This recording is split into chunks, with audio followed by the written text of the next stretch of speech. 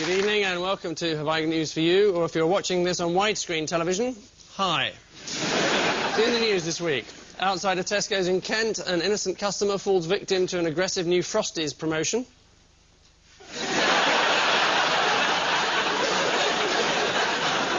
At the Welsh National Theme Park, there are still no takers for the brand new White Knuckle ride.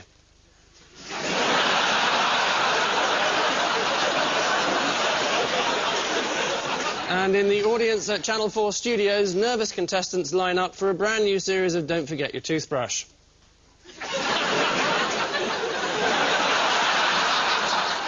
On Ian Hislop's team, an actor who's just written a book called Who on Earth is Tom Baker? Bet you can't guess who it is. Tom Baker.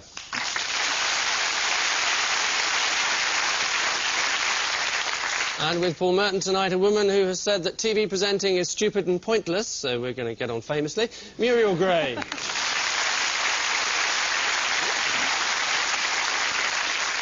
Round one will come as no surprise to anyone, unless, of course, it includes a right answer. Ian and Tom, happy holidays.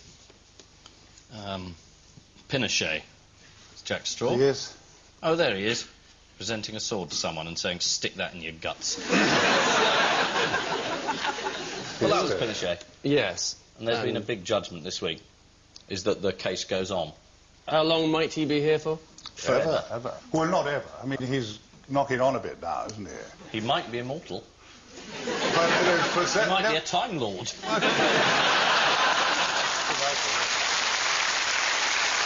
They're not going to send him back. We're going to send him to Spain. And how many years in prison does he stand to be sentenced to if he goes to Spain? 50. 50? 50 years he'd probably get, yeah. I thought the fine for genocide nowadays was about 3 months. Really? Yeah, I know. Well, that doesn't sound too much, because I was reading the Bible this morning, because I live in the country and I was out of work this morning. And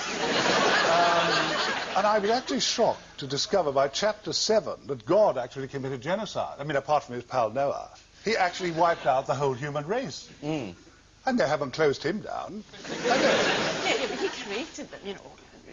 It's his job. I create, I destroy, you know. Yeah, trust Muriel to defend God. She's got a real feel for the underdog. You were a monk, though. So you've got it in for God. I have, yes, well, he had it in for me. Yeah. You must have liked him once, though. I adored him. I had a great thing with God. Well, we shacked up together for years. Do you mean by that you were a monk? Or? I was, yes. That chastity really got to me, because it actually gave me a stoop. Yeah. And it makes the muscles in your right arm stronger. It does. It is General Pinochet's extradition proceedings. Was that the question? Yeah. Soon after arriving at his new house on the Wentworth estate in Surrey, General Pinochet is believed to have applied for membership of the local golf club, only to be turned down because of his liberal views.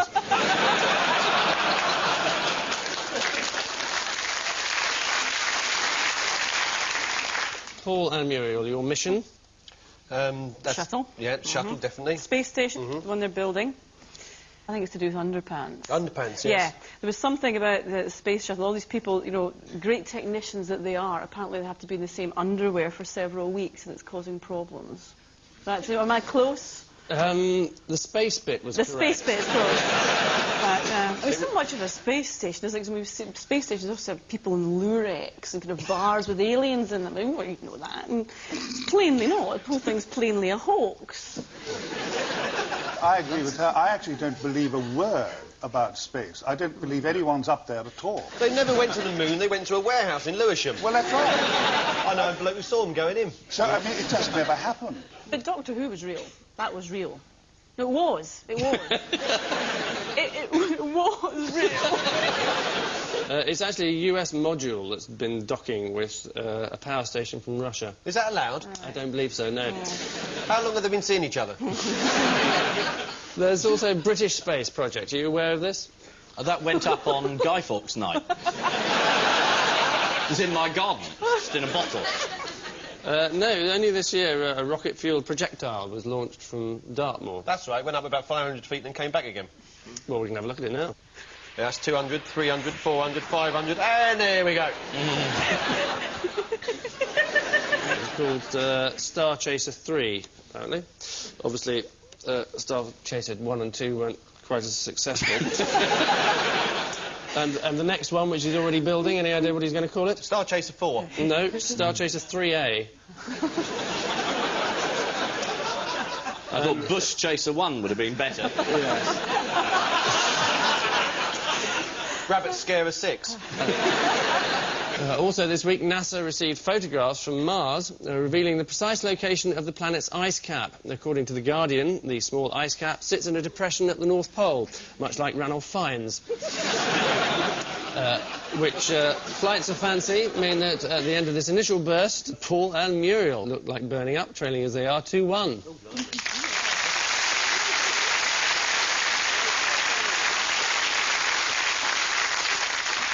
This is the odd one out round, and you're welcome to it. Paul, your legendary beauties are Clark Gable, Yes. Cerberus, Yes. a Mayfly, Yes. and Tony Blair. Well, whoever owns that dog, I mean, you know, you've got to feed it 3 times a day, haven't you? Look at it. Has he just got one arse? I think, 3 heads, 1 arse, that's going to create a build-up, isn't it? according to Greek legend, it only has one arse, yes. Really? Well, can we trust the Greeks on this?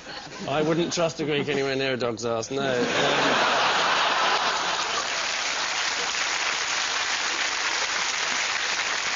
This is Cerberus. Does he bark in unison, or is it like the Beverly Sisters? Is it like that? I've never met him, I don't know. He guards the entrance to Hades. Yes. Well, why would anybody want to go into Hades? Why do you have to guard the entrance? It's a terrible place. Everybody knows hell's a terrible place. I've got to go in there. It's a 3-headed dog. I won't bother. What's the point? If he was guarding the entrance to Waitrose, I understand. That's a supermarket goods. Nobody wants to break into Hades. Why would he be guarding the entrance? Well, the entrance, there's the worst bit of Hades, and then there's the Fields of the Blessed, which is quite a good place to go. Yes, there are 7 levels of hell. Are there? Yeah. The lowest one is called Malabolge. Yes. Who's in there? Yeah, absolutely. Yeah. I'm terribly pleased about that. I've been wanting to say that for 60 years. Yes. Glad we gave you the opportunity. I don't know what it is, but when I see the shot of Ian and Tom sitting together, Ian looks about 12.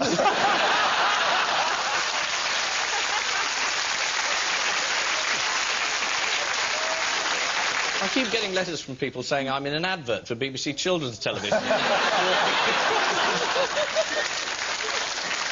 Is the odd one out Clark Gable? Oh, the old one out, yes, I'd almost forgotten. No, it isn't. What about the deodorant thing? Is that a clue? The fact, you know? Well, look, he's got a great big wet patch. You're just ignoring it. You'd have more than sweaty armpits if that dog came running the water. It's not a million miles away from the answer. Oh, the deodorant, right. It's something that's about something that Zoe Ball said about Tony Blair. Oh, now, is it something to do with vests? What am I going to say next, Paul? No. Something to do with vests? No? Nothing to do with vests? In what way? Bad breath. Did you enjoy that moment of glory? Was it like being in showbiz for a moment? It concerns a certain feature of the Mayfly. The Mayfly only lives 24 hours. Yes, that's one of the interesting features.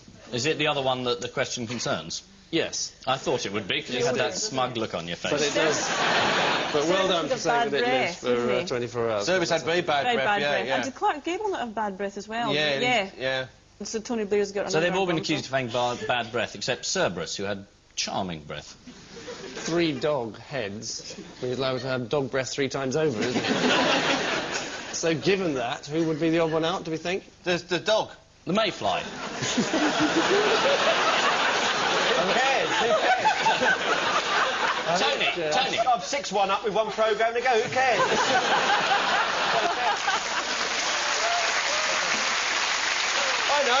I know. It's toffee apple. I can say what I like. It is, in fact, the Mayfly. Really? Why? Because it has no mouth. And you think Blair has bad breath? According to Zoe Ball, yes. Weren't you worried about body odour at one stage? Your Me? own? Yes, you asked Body Shop, it was, I think, to... Well, I went into the body shop No, also terribly humorless. And so this boring girl, I said, look, I'm very tired. So I've tried Pear's soap and I've tried carbolic soap. I'd really like to smell of new bread. Do you do new bread? She said, no, sir, we don't do new bread. I said, well, you surely can synthesize anything. Well, what about fresh coffee? No, we don't do fresh coffee. Oh, Christ, love. I said, look, I live in the country. Have you got something? I'd like to smell like a bonfire. Because, for sentimental reasons, I used to go out with a girl who smelled like a bonfire. She was a witch, was she?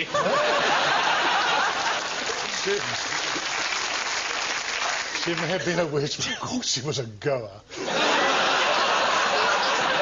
Yes, anyway, in addition to foul breath, Tony Blair has a genetic abnormality, a simian line on each hand, according to one palm reading expert. This indicates that Blair is zealous, obsessive, and has tremendous willpower. Even Baroness Thatcher lacked this mark. Well, she might have had it, just couldn't tell through the hair on her palms.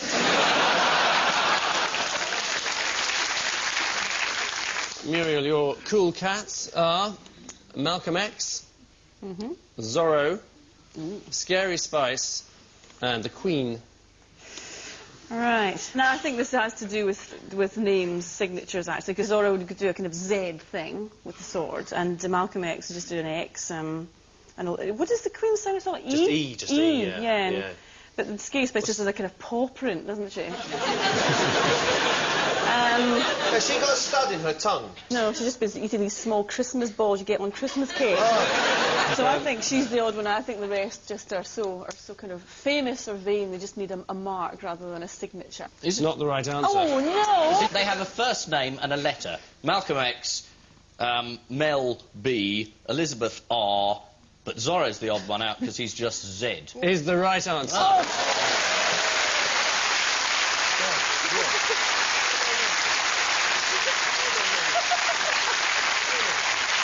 The star of The Mask of Zorro, Antonio Banderas, admitted recently that when making his first film in English, I didn't speak the language at all. Yes, no, woman, man, they were all the words I knew. And that's 3 up on Sylvester Stallone.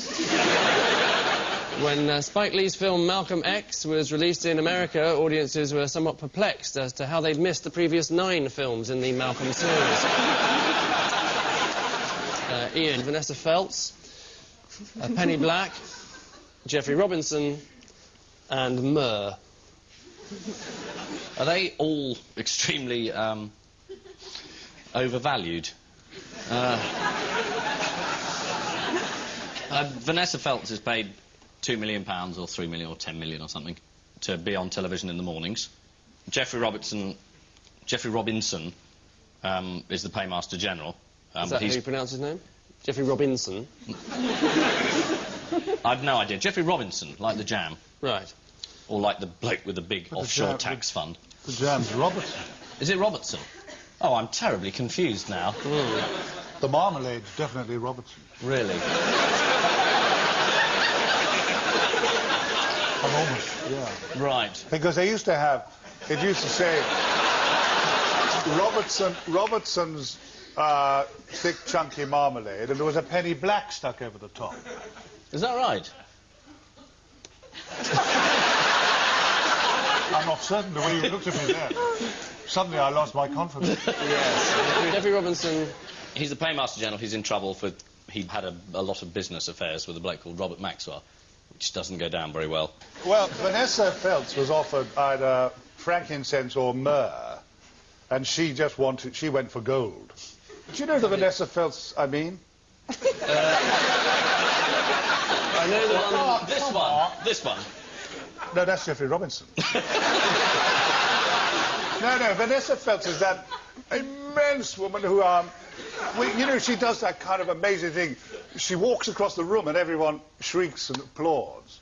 And you can hear her thighs going...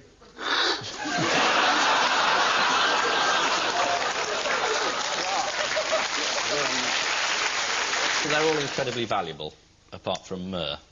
You're in the right area, although the precise clue is actually in the picture. Oh, well, they're all Jews.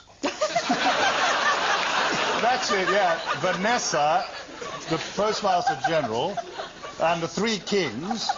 They were all Jewish, were they, from the East? Absolutely, yeah. Eastern Jews, yeah. And certainly... And Queen Victoria, Jewish. Absolutely. Absolutely, Yes. but not many people know that. No, it's very, very... Prince Albert, when he found out she was... Well, that's what killed him. Look, I don't want to go into that. OK. We won't push you on that one.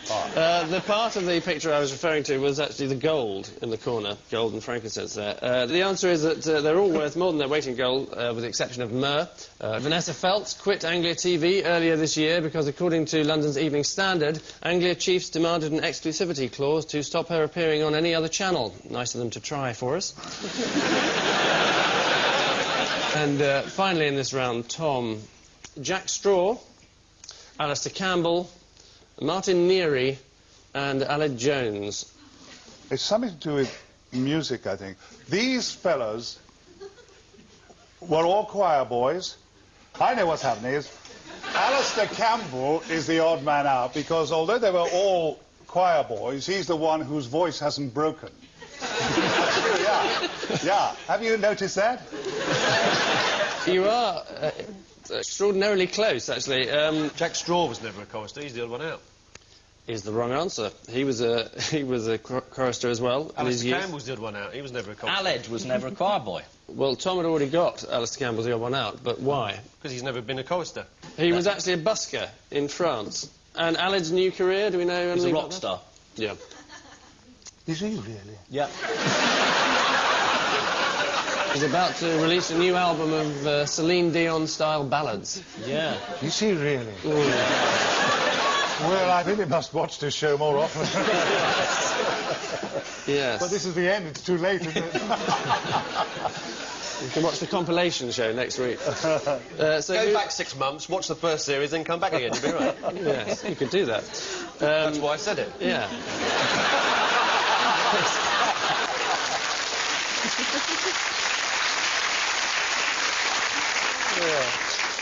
Who is Alad's most famous fan?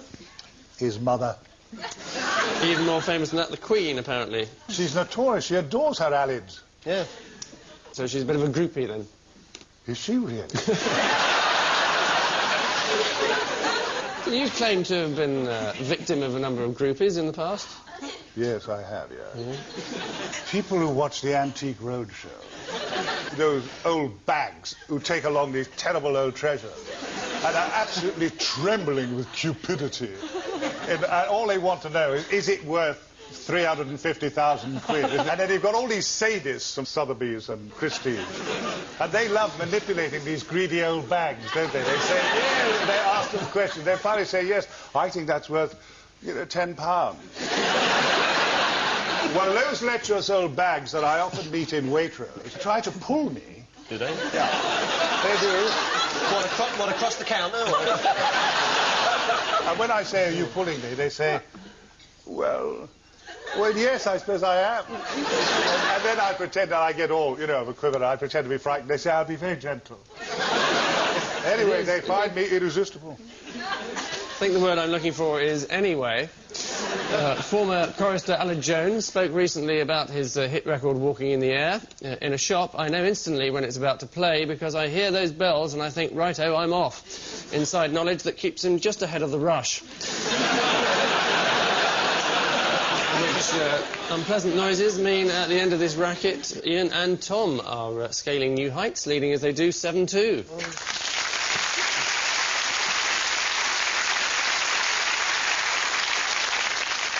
Round 3 celebrates the fact that 14 days from now it'll be Christmas, and even better, 15 days from now it'll be over. So let's anticipate the unbridled joy of Christmas lunch as we invite our panellists to determine their own questions about the lesser-known stories of the year by pulling a Christmas cracker. So, Paul and Muriel, your crackers. If you just like choose one. Will you pull it? Right. Okay. And the clue to your question will be... Bang! Oh, it's a pack of playing cards. How lovely. And some funny hats. All right, well, do feel free to put them on, obviously. Here, trivia. What is the most commonly used word in the English language? What? The. Imagine the family gathered around on Christmas Day. Oh, it's a joke on the other side. Do you hear about the octopus that went into battle? He was well armed. They haven't got arms anyway, they're not arms, they're tentacles. It's a rubbish cracker. Look, that's not a hat, is it? Look, that's not a hat. This is a bloody hat. I'll show you a hat. Look, that's a hat.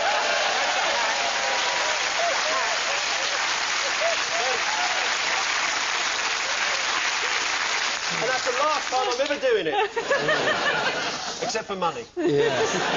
I wish. This is an incomprehensible film footage question. Oh, good. So It'll basically go well you with the rest have to watch it and tell us what is happening. Right, there's three people talking. There's a box, there's some dice, there's some playing cards, as indicated there. I don't know who these people are. Who are they? Give us a clue. It is to decide something. House of Lords, whether it should be abolished or not, is them deciding? No. Is it No, determined whether somebody goes to the electric chair in Alabama? It's certainly nearer the mark, yes. Colorado? It is, in fact, the election for mayor of Estancia, which is a small town in New Mexico, which, due to a dead heat, was decided by a game of poker. And how is it decided if there's a heat in an election over here? Any idea? Coin. Heat. No, you vote again with a dead heat. No, it's a coin. You were right the first time. Really? You toss a coin, yeah. Fair enough. Doesn't matter much who gets in nowadays, does it? Conservative, Labour, Lib Lab, Con Lab, Space Lab Lab, blah blah blah blah. Tom, Anyone want a game of cards? weren't you mistaken for a Liberal politician once? Shirley Williams? I was. To cut a long story short, I was going into a recording studio and a man said, "Excuse me." I said, "Yes." I was feeling very benevolent. Definitely. He said, "I'll never forgive you for what you did to our grammar schools." And I said, "What?" He said, "I'll never forgive you, and neither will my wife, for what you did to our grammar schools." And suddenly all my benevolence evaporated. I said, "What are you talking about, you daft bugger?" He stood back. He said, "I'm so sorry. I thought for a moment you were Shirley Williams." He did, yeah. So, Ian and Tom, your chance to pull. All right. Help yourself. To pull. Yes. Not in the supermarket, old lady. Use of the word. Lovely. Bang.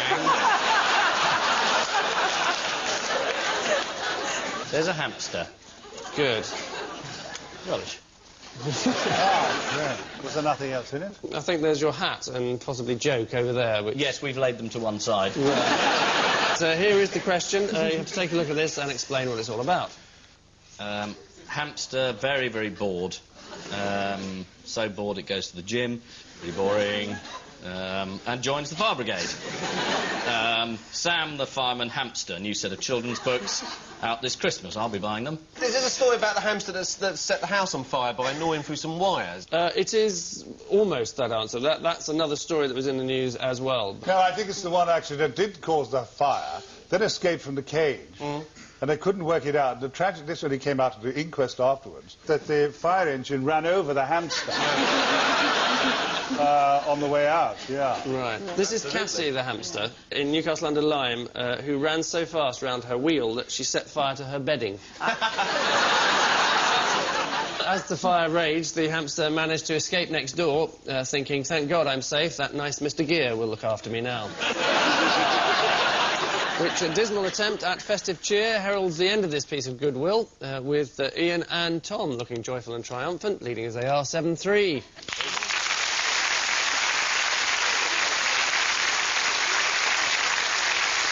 And so for our final round, featuring headlines which, like any Christmas jigsaw, have one crucial piece missing. Each and every one will be taken from this week's papers, except for those taken from this week's guest publication, the unashamedly seasonal Gut magazine, the International Journal for Gastroenterology and Hepatology. Right. So, to your marks for swallowing is what? All right on the first date.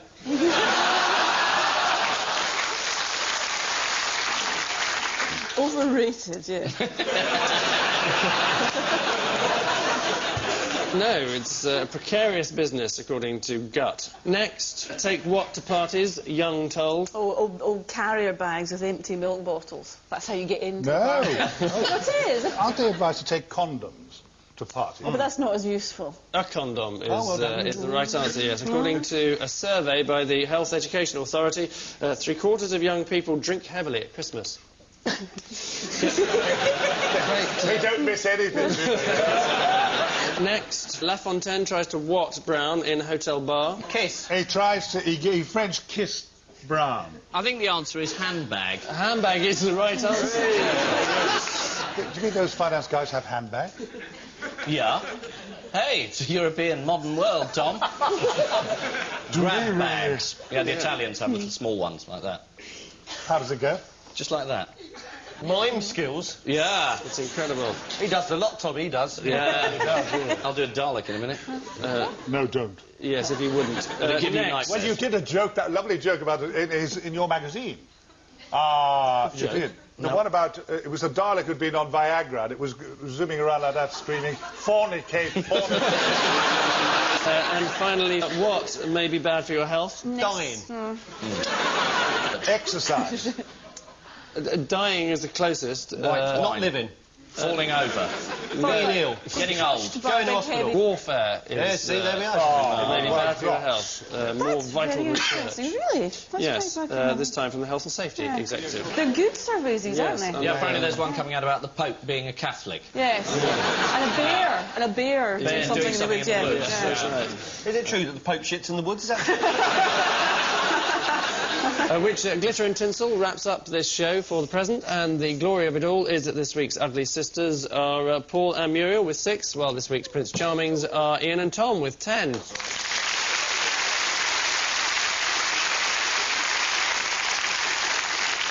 But before we bid them a fond good riddance, the cheery prospect of our caption competition. So, what do you make of this? Well, I think the clues and the guards at the back, as usual, the Kenneth Williams Appreciation Society provides the guard of honour. Particularly the two at either end. So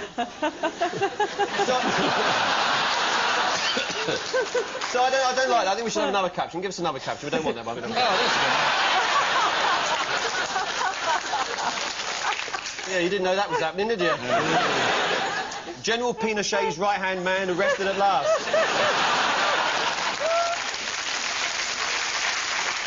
New chapter opens of Hell's Chartered Accountants. This is a Christmas surprise, everyone. How do you like your blue-eyed boy, Mr. Death?